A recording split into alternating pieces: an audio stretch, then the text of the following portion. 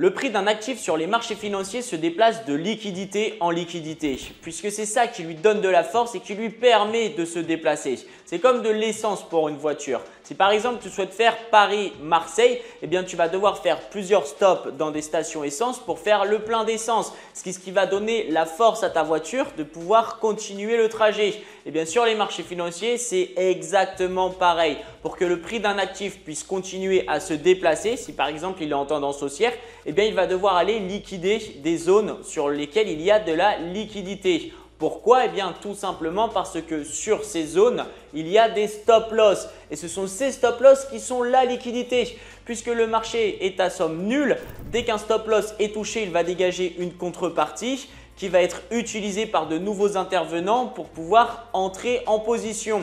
Et plus nous allons avoir un marché liquide, donc avec de nombreux intervenants, plus le marché va être volatile. Et c'est notamment pour ça que des fois, lorsque nous avons des périodes ou des jours fériés pour les banques, eh bien, le marché est beaucoup moins volatile parce que nous n'avons pas la liquidité des institutions qui est injectée sur les marchés. Et donc, le marché avance beaucoup moins rapidement.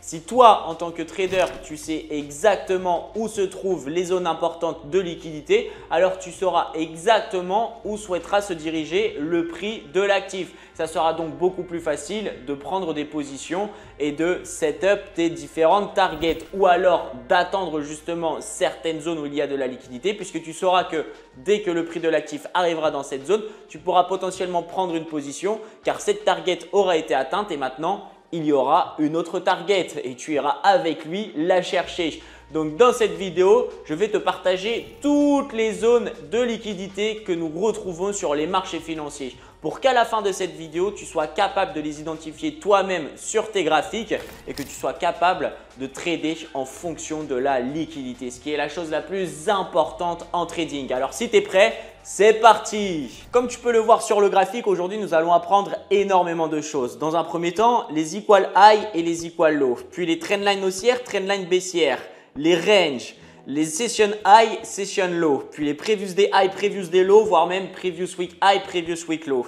Et enfin, pour finir, buy side liquidity et sell side liquidity. Si tu sais reconnaître toute cette liquidité sur le graphique, alors tu verras ton trading va totalement changer. Et ce que je trouve intéressant de faire avec vous dans cette vidéo, c'est que je vais d'abord vous faire un petit cours théorique sur comment reconnaître justement toutes ces liquidités. Puis ensuite, nous irons directement sur le graphique pour mettre en évidence toutes ces liquidités et pour voir que le prix se déplace bel et bien de liquidité en liquidité. Donc voilà, on commence dès à présent avec les equal high. Donc qu'est-ce qu'un equal high? Eh bien c'est tout simplement lorsque deux highs sont sur le même niveau, comme tu peux le voir ici.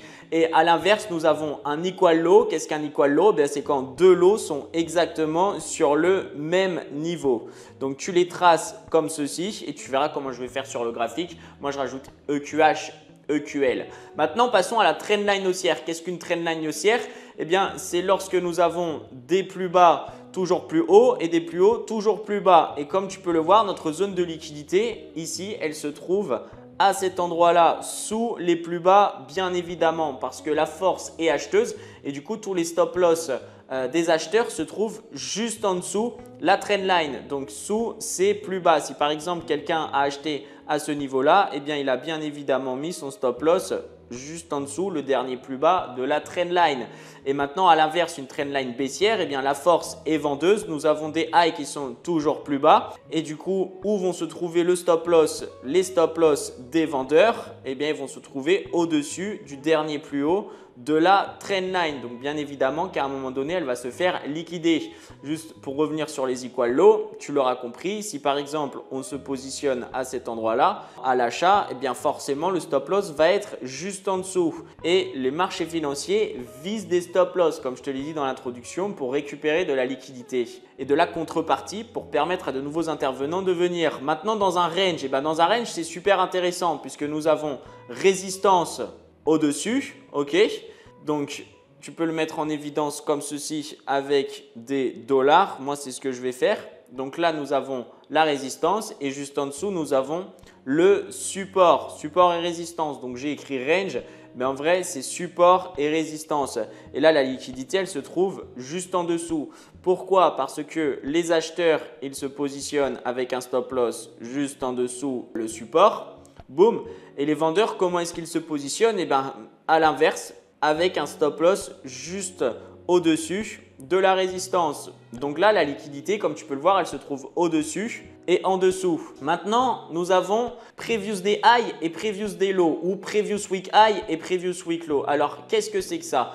Eh bien, par exemple, nous avons un actif qui va pendant une journée, ça, imagine-toi que tout ça, c'est une journée. Eh bien, il va aller faire un plus haut qui va être par exemple celui-ci. Donc, on va le mettre en évidence. Et ensuite, il va aller faire un plus bas qui va être celui-ci. Donc, nous allons le mettre en évidence.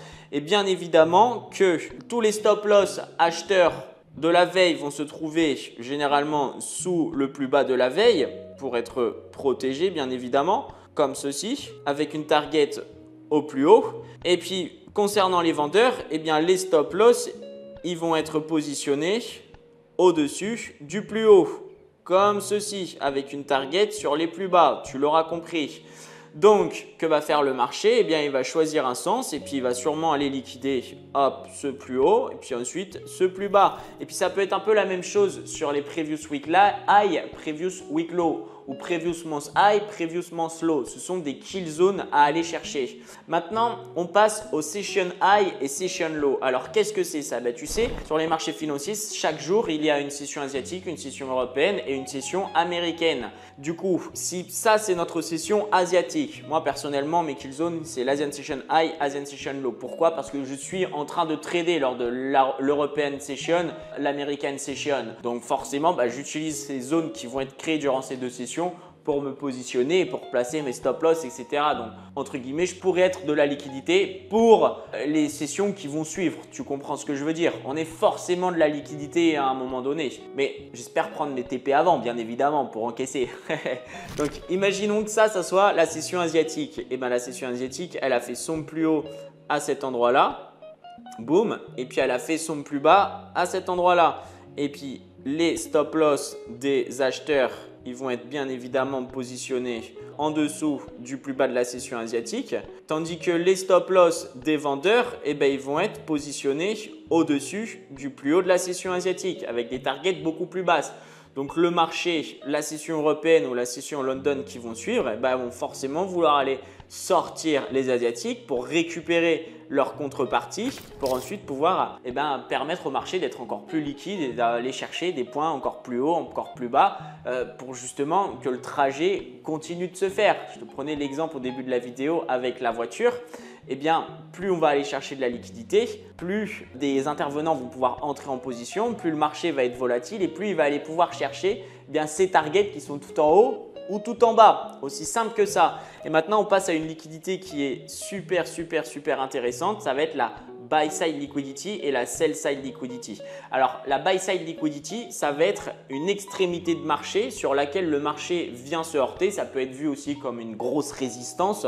On va dire ça comme ça. Donc là, comme tu peux le voir, ici, nous avons un plus haut qui s'est fait rejeter et un nouveau plus haut qui s'est fait rejeter. Donc là, dans cette zone, nous avons une buy side liquidity. Parce que, pourquoi buy side alors qu'on est tout en haut et c'est des ventes qui ont été prises? Eh bien, tout simplement parce que lorsque un stop loss vendeur est touché, il dégage une contrepartie acheteuse. Donc, lorsque, par exemple, le marché va revenir casser cette buy side liquidity et effectuer un breakout, eh bien, nous allons dégager de la contrepartie acheteuse sur le marché et c'est pour ça qu'on l'appelle une buy side liquidity tout simplement.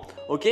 Maintenant, comme tu peux le voir en haut, tout en bas, pardon, c'est exactement la même chose. Nous avons ce plus bas et ce plus bas. Ils n'ont pas besoin d'être sur le même niveau, comme je te l'ai dit. Donc là, nous avons bien évidemment des grosses positions. Je vais te les mettre en évidence comme ceci. Si par exemple, tu rentres en achat à cet endroit-là et que tu targetes beaucoup plus haut, bah, tu vas mettre ton stop loss sous la sell side liquidity. Du coup, en bas, c'est une sell side liquidity. Comment est-ce qu'on l'écrit sur les marchés? Eh bien, on l'écrit comme ceci. SSL, Sell Side Liquidity, et Buy Side Liquidity, on l'écrit BSL, Buy Side Liquidity. Et donc, tu verras que lorsque le marché ira par exemple chercher la Sell Side Liquidity, et bien ensuite, il aura assez de force pour potentiellement aller chercher la buy side liquidity. Pourquoi? Parce que regarde, on fait le breakout là, comme j'étais en train de te dire juste avant. Donc on touche les stop loss vendeurs, ok? Et bien on dégage des ordres acheteurs de la contrepartie acheteuse, ce qui va permettre aux gros intervenants de pouvoir vendre avec de très grosses positions et d'ensuite aller potentiellement chercher la liquidité beaucoup plus basse. Comme je te l'ai dit, le prix d'un actif sur les marchés financiers se déplace de liquidité en liquidité. Donc maintenant que je t'ai expliqué tout ceci, et reste bien parce que j'ai une petite surprise pour toi concernant les session high, session low. Moi personnellement, je ne regarde pas les heures pour les tracer. Non, j'ai un indicateur qui me les indique et on va aller voir ça directement sur le marché. Donc là, je vais monter un petit peu et tu vas voir que j'ai déjà effectué pas mal de tracés pour que nous puissions revenir dessus tous ensemble. On va étudier plusieurs jours, ok? Donc, on va étudier du mercredi 16 avril jusqu'au vendredi 25 avril sur le gold et tu verras que bien, le marché se déplace bel et bien de liquidité en liquidité. Donc, première chose, tous les rectangles bleus que tu peux voir sur mon graphique, eh bien, ce sont tout simplement les Asian Sessions. Ok, donc moi, je les mets en évidence comme ceci. Boum. Donc là, j'ai un énorme rectangle. Les Asian Sessions sont de 1h du matin jusqu'à 6h du matin, heure française. Je vais te partager mon indicateur dès maintenant. C'est le premier. Tu peux faire un screen si tu veux. Asian Range on Kill Zone de NSR Group. Tu peux aussi, grâce à cet indicateur, mettre en évidence la session européenne et la session américaine. Comme ça, ensuite, tu as juste à tracer le plus bas et le plus haut comme je l'ai fait sur mon graphique. Puis maintenant, bah, écoutez, c'est parti. On va tout repérer, on va tout voir. Donc, dans un premier temps, nous pouvons voir que à cet endroit-là, nous avons une trendline haussière. Donc, nous avons de la liquidité juste ici. Ok? Et que vient faire le marché? À cet endroit-là, eh ben, il est venu prendre la liquidité de toute cette trendline. Ça lui a permis d'avoir de la force pour remonter. Donc voilà, il y a des liquidités qui sont plus importantes que les autres. Par exemple, regarde ici, on va avoir des equal high. Donc comme tu peux le voir, on a des high, hop, je vais le décaler, qui sont exactement au même endroit. Celui-ci et celui-ci, boum, donc ça nous donne des equal high. Et qu'est-ce qu'on vient faire un petit peu plus loin sur le marché? Boum, on vient littéralement les liquider, ok? Donc, on pourrait aussi mettre en évidence ce range, ok? Ou plutôt cette trendline, ce range, cette trendline, ok? Tu vois, on va la mettre, on va la tracer comme ceci, boum. On a plusieurs touches, on a une première touche, une deuxième touche, une troisième touche. Que vient faire le marché? On vient liquider la trendline, on récupère toute la liquidité présente au-dessus, donc la contrepartie acheteuse pour permettre aux vendeurs de trouver des acheteurs qui vont pouvoir vendre leurs ordres vendeurs, ce qui va ensuite leur permettre de placer leurs ordres vendeurs et boum, le marché va littéralement s'écrouler. Ok? Encore une fois, prise de liquidité. Super intéressant. Maintenant, qu'est-ce qu'on a une nouvelle fois? Ici, on a un range. Ok? Donc, on a un range un petit peu haussier. Boum, je te le mets comme ceci. Donc là, tu vois, on a nos acheteurs qui sont présents à cet endroit-là. Boum. Et on a nos vendeurs qui sont présents sur les plus hauts là, juste ici, comme ça. Boum. Qu'est venu faire le marché? Si maintenant, on prolonge un tout petit peu, eh ben, comme tu peux le voir, le marché est littéralement venu liquider le dernier plus haut, donc pour récupérer les stop loss des vendeurs avant de littéralement chuter. Ok? Aussi simple que ça. Quelle zone il est allé chercher? Ben, il est allé chercher une fair value gap. Bon, je vais te faire d'autres vidéos au sujet des fair value gap, mais les fair value gap, c'est aussi des liquidités internes du marché. J'ai des vidéos sur ma chaîne YouTube dédiées au fair value gap. Maintenant, qu'est-ce que nous pouvons voir ici? Encore une fois, nous pouvons voir que nous avons deux equal high. Alors, les equal high ne sont pas obligatoirement exactement le même niveau, mais tu l'auras compris, on est pratiquement sur le même niveau. Ok? Si maintenant, bah alors ceux-là, ils sont bien sur le même niveau, c'est vrai. Maintenant, si on prolonge un petit peu, on voit bien évidemment que ces equal highs se font exploser par le marché. Et qu'est-ce que nous avons après? Nous avons un mouvement baissier. Les equal highs font fils d'aimant pour le marché. Ok? Maintenant, qu'est-ce que nous pouvons voir à cet endroit-là? Nous pouvons voir que nous avions encore une fois des equal lows. Boum, juste ici. Et qu'a fait le marché? Eh bien, il les a littéralement explosés. Ok? En plus de ça, qu'est-ce qu'a fait le marché juste ici? Eh bien, il est venu exploser l'Asian Session Low. Ok, donc là, on peut bien voir. On voit bien que le marché se déplace de liquidité en liquidité. On commence tout en haut. On met une structure baissière pour forcer les vendeurs à vendre avec des stop loss juste au-dessus. Ensuite, on vient les liquider. Comme ça, les grosses institutions récupèrent la contrepartie. Elles font chuter le prix de l'actif. Ok, ensuite on récupère, on pourrait dire qu'on a récupéré tout simplement la liquidité qui était présente sous cette trendline. Donc quand on liquide une trendline acheteuse, eh bien les ordres acheteurs vont dégager de la contrepartie vendeuse, ce qui va permettre du coup aux grosses institutions de derrière re-rentrer à l'achat. Donc là on récupère cette contrepartie, boum, acheteuse, on a un mouvement haussier. On vient faire une structure de marché en range pour créer encore une fois de la liquidité. Ensuite, on liquide, on récupère la contrepartie et boum, on chute. On fait un nouveau range ici avec un support avec equal low, une résistance avec equal high et puis ensuite, on vient liquider l'Asian Session Low plus ce support et bam, que fait le prix de l'actif? Il repart vers le haut, il va liquider les equal high. On a ce plus haut qui est fait, donc là, il est revenu fermer un order block. Et ensuite, on peut continuer à littéralement chuter. Ok, maintenant, on va chercher un nouveau plus bas, beaucoup plus bas pour récupérer toute la liquidité présente ici. Et ensuite, boum, le marché repart vers le haut. Maintenant, on va étudier toute cette zone. Ok, donc là, on est haussier. Donc, comme tu peux le voir ici, on avait bien récupéré toute cette liquidité. On avait assez de force pour, boum, repasser haussier. Donc, les objectifs des grosses institutions étaient beaucoup plus hauts. Donc maintenant, on va mettre une nouvelle structure de marché en place, une trendline haussière. Donc là, on a plein de liquidités en dessous. On a même un range qui s'est formé juste ici. Ok. On a des equal high juste ici. Donc comme tu peux le voir, le marché va pousser tout en haut. On fait un Asian Session High. Qu'est-ce qu'on fait à cet endroit-là? Regarde, c'est super intéressant. On fait un range. Boum, boum, on fait le range, on manipule à la baisse et ensuite on distribue à la hausse. On est venu liquider tous les acheteurs présents ici pour récupérer de la contrepartie vendeuse pour permettre à de nouveaux acheteurs qui sont des institutions tout simplement de pouvoir acheter, d'avoir la force pour que le prix de l'actif puisse venir liquider l'Asian Session High. Et une fois liquidé, bam, mouvement inverse, on récupère la contrepartie nécessaire pour aller mettre des ventes.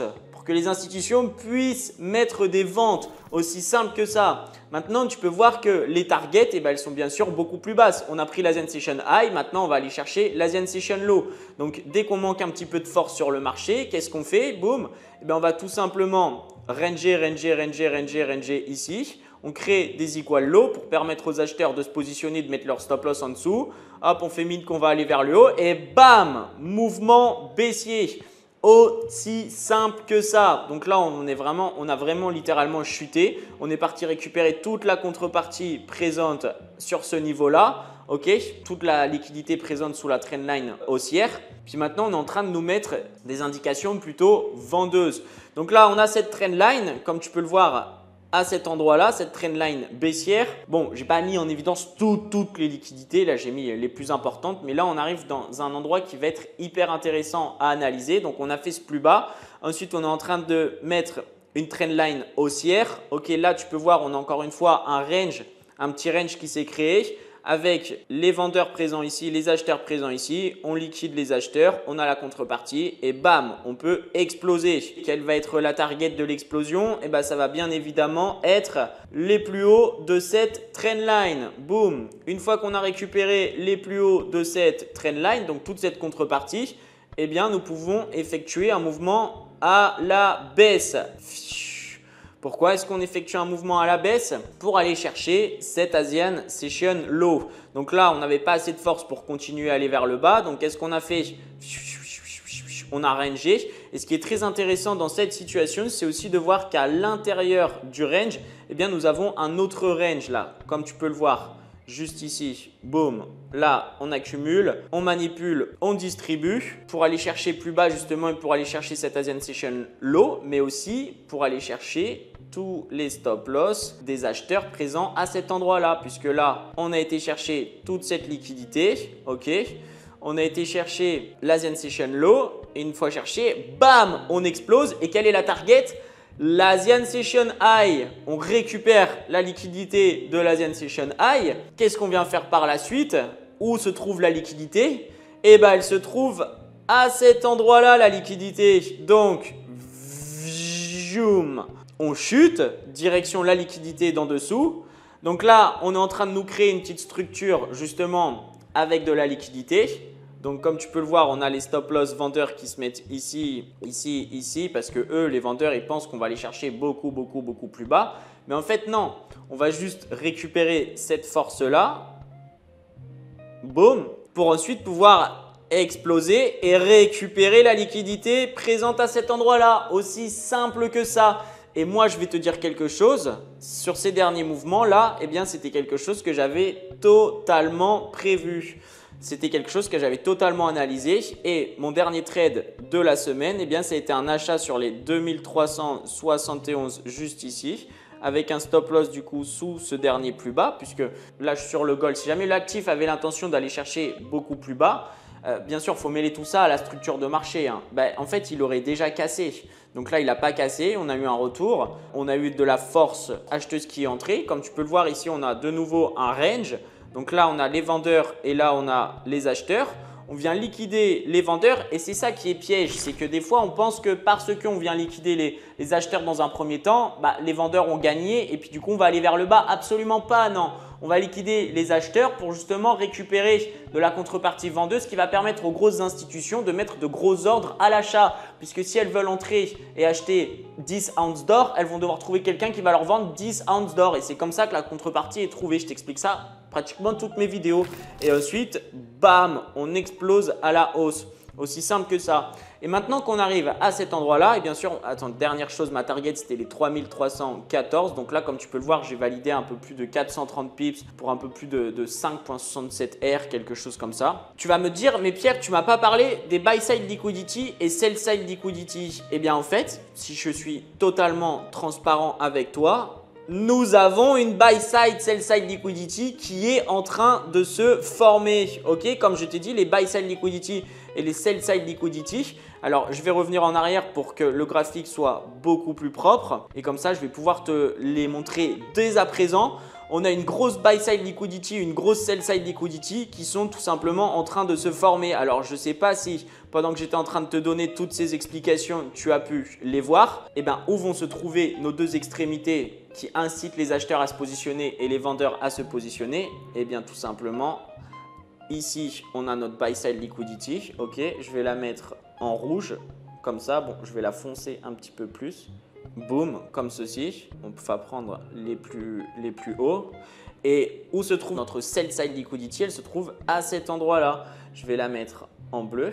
Et donc là, nous sommes dans une structure de marché interne.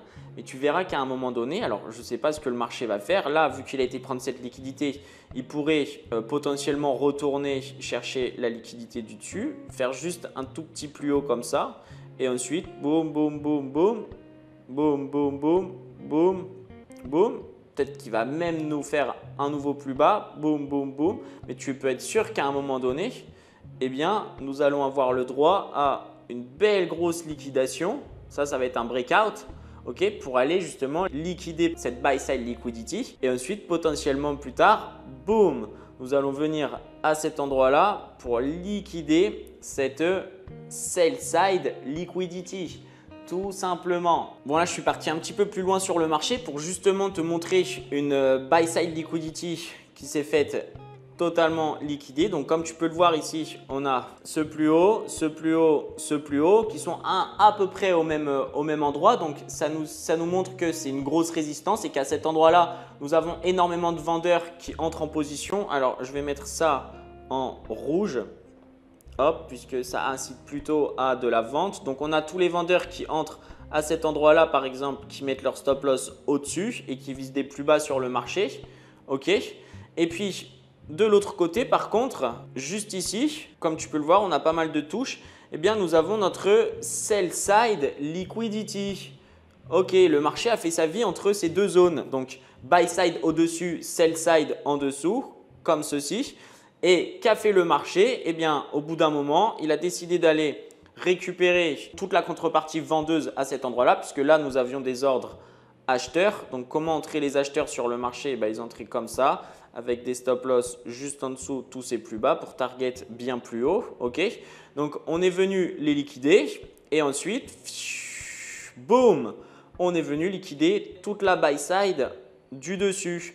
Aussi simple que ça. J'espère que tu as compris tout ce que je t'ai appris dans cette vidéo. Si tu vois où sont les zones de liquidité, eh bien, tu vas avoir beaucoup plus de facilité à trader, que ce soit lorsque tu vas entrer en position, quels vont être tes targets ou alors quelles vont être les zones que tu vas attendre qu'elles se fassent liquider pour ensuite que tu puisses entrer en position, que tu puisses saisir cette contrepartie qui sera dégagée sur le marché pour que tu traites dans le sens des grosses institutions et ce sont elles qui régissent la direction des prix des actifs sur les marchés financiers. Là, je me suis mis sur la time frame M5 la plupart du temps, mais les marchés financiers sont fractales. Ça signifie que tu vas voir exactement les mêmes choses sur n'importe quel time frame. Ok? Aussi simple que ça. J'espère que cette vidéo t'aura plu. N'oublie pas de me dire ce que tu en as pensé dans les commentaires. N'oublie pas non plus de rejoindre mon canal Telegram. Le lien est dans la description. Tu trouveras plein d'analyses, des trades, les liens de mes lives parce que je trade tous les jours en live avec tout le monde en public. Donc rejoins-nous, c'est génial. On carnage le gold et puis le forex et puis d'autres actifs. Et puis tu apprendras bien plus aussi en me voyant analyser en live. Et puis sinon, n'oublie pas de t'abonner à ma chaîne. On se retrouve dans une prochaine vidéo. À très vite et let's investing.